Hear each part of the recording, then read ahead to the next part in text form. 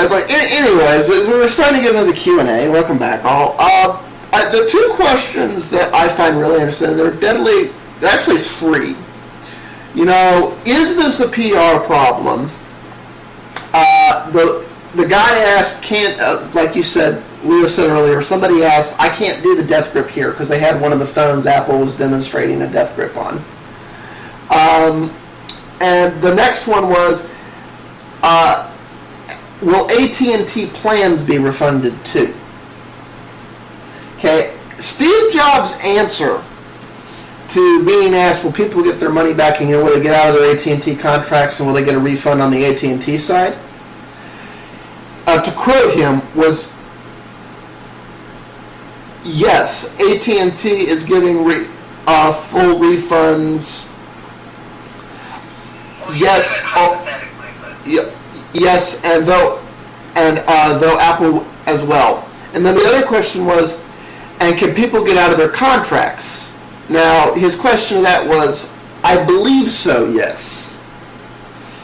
And now, Steve Jobs has basically been called a liar by AT&T on that. Because immediately, AT&T sent someone out, they sent a representative to say, no, people will not be let out of their contracts. They return their phone, they're still on a 2-year iPhone contract.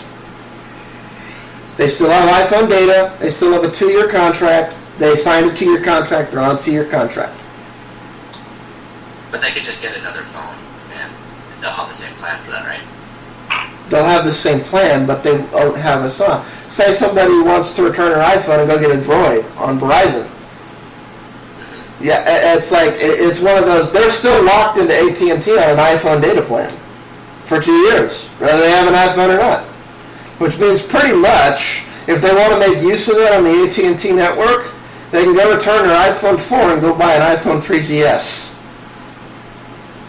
Which isn't really a fair trade. Rather, you love or hate the iPhone. It's just, that's not a fair trade, and that's... I think this is the beginning of a war that, when you put it in combination with the fact that the class action suit for the AT&T lock-in now has legs and everything else, I think this little feud between AT&T and Apple is going to get real ugly over the next year to 2 years. I mean, do y'all think I'm being paranoid there, or do you think we're just beginning to see how much these two are going to pick at each other? You know what? I don't care how mad Apple gets. They're still going to not want Apple to leave, and that's the truth. They would rather, even... You mean AT&T? Pretty much Apple says they'd still rather be the exclusive one to have the iPhone. So, I don't know how ugly it gets, because... They're going to have to do a whole lot of teasing out before. AT&T's kind of, Apple, like Jobs, has a very short temper. Well, no, that's the thing. It's effectively what's happened here with AT&T making that announcement is they've come out and said Steve Jobs is a liar. I know they didn't say it that way, but that's what AT&T has effectively done here.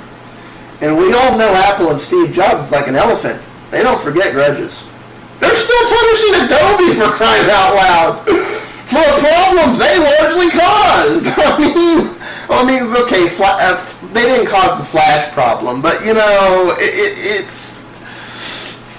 I don't see Apple letting these little pop shots go. I don't think AT&T has realized what they're picking into here. It's and on that. It would be an interesting one. Honestly, I'd like to see the iPhone get opened up to other characters. I would like to see. Because that would honestly make the entire cell phone industry more competitive and probably more interested in grabbing their users. Since I want to see the iOS go cross-carrier. I want to see Android go fully cross-carrier. I'm aware Android is on all carriers at this point, but let's face it. Some carriers are more equal than others when it comes to the Android features they support and other things. Don't forget the Nexus 1 is going to stop being sold. Yeah, I feel compelled to hold a moment of silence or something for that. I feel like I need to... if Apple does go to other carriers, because I mean, AT&T, their Android phones are not as good as any other carriers. They have the worst Android phones. I mean, no, that's the thing, and that's part of why I'm so pissed about the Nexus One. For those of you who don't know, I'm on AT&T's network. I am not on an AT&T phone. It's like, the backflip is a joke, and the next one they came out with isn't much better. This is better, but I mean, they don't. We could all agree that they don't compare to the other phones on the other networks. What I do see happening is if Apple goes to other carriers, AT&T is going to start getting all these really good Android phones because they don't have that relationship with Apple anymore. That's what I would see happening.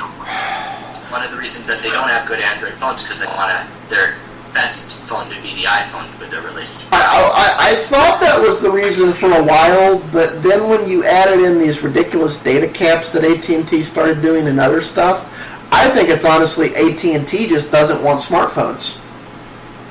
I don't think they want them on their network. I think they don't want that business. I think they've taken a look and said, well, with the activation fees and the mandated data and everything else, it's a declining market, and we don't want any part of it. Declining market. It is, but it's. I mean, in the grand. AT&T's run by Prince now. What? Prince was recently quoted as saying the internet is over. So that comment came from.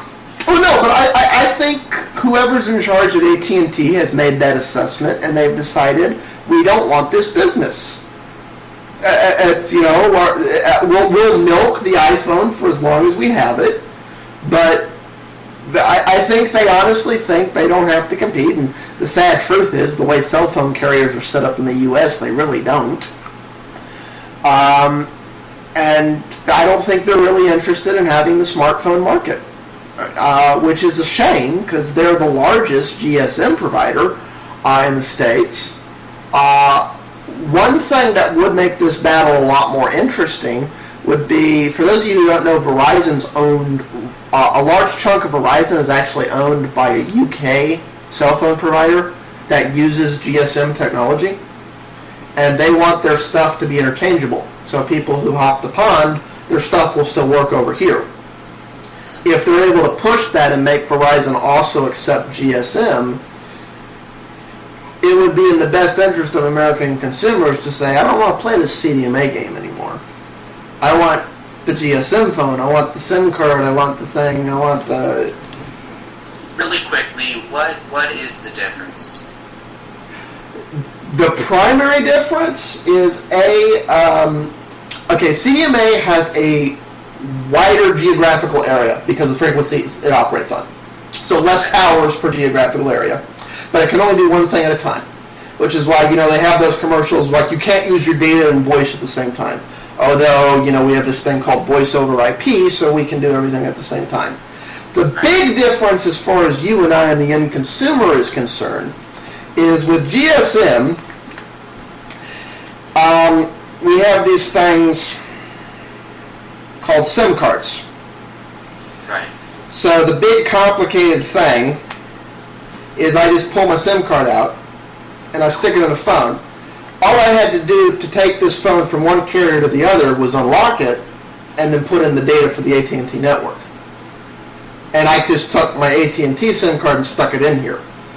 The real difference as far as the end consumer is concerned with CDMA is there's no way to do that yourself legally without committing a felony act. They have to look at the CDMA serials and choose to activate it on their network. All right. And there are very few CDMA carriers that, the obvious exception to that is ones like Metro. But most CDMA carriers in the States, if you bring a CDMA device that they didn't sell you, they'll go, we can't activate that, even if it's unlocked. And you're completely at their discretion as to whether or not you can, which is part of why that became the predominant technology in the States. Most carriers in the States are CDMA. Verizon, Sprint, Metro, but the only two exceptions in the States are T-Mobile and AT&T. That's it. Everyone else is CDMA in the States.